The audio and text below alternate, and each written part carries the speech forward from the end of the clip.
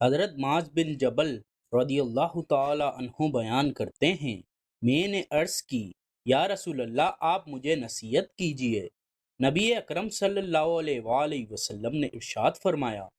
تم پر یہ لازم ہے کہ جہاں تک تم سے ہو سکے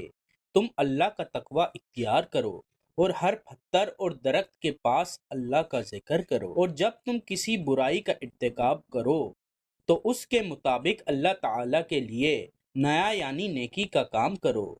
برائی کے بعد نیکی کرتے ہوئے پوشیدہ کی جگہ پوشیدہ ہوگا اور اعلانیہ کی جگہ اعلانیہ ہوگا۔ حضرت ابو موسیٰ رضی اللہ تعالی عنہ روایت کرتے ہیں، نبی اکرم صلی اللہ علیہ وآلہ وسلم نے ارشاد فرمایا، اگر کسی شخص کی گود میں درہم موجود ہوں جنہیں وہ تقسیم کر رہا ہو اور دوسرا شخص اللہ کا ذکر کر رہا ہو تو اللہ تعالیٰ کا ذکر کرنا زیادہ فضیلت رکھتا ہے۔ حضرت عبداللہ بن عباس رضی اللہ تعالی عنہما روایت کرتے ہیں کہ نبی کریم صلی اللہ علیہ وآلہ وسلم نے فرمایا، جو شخص رات کی عبادت سے عاجز ہو،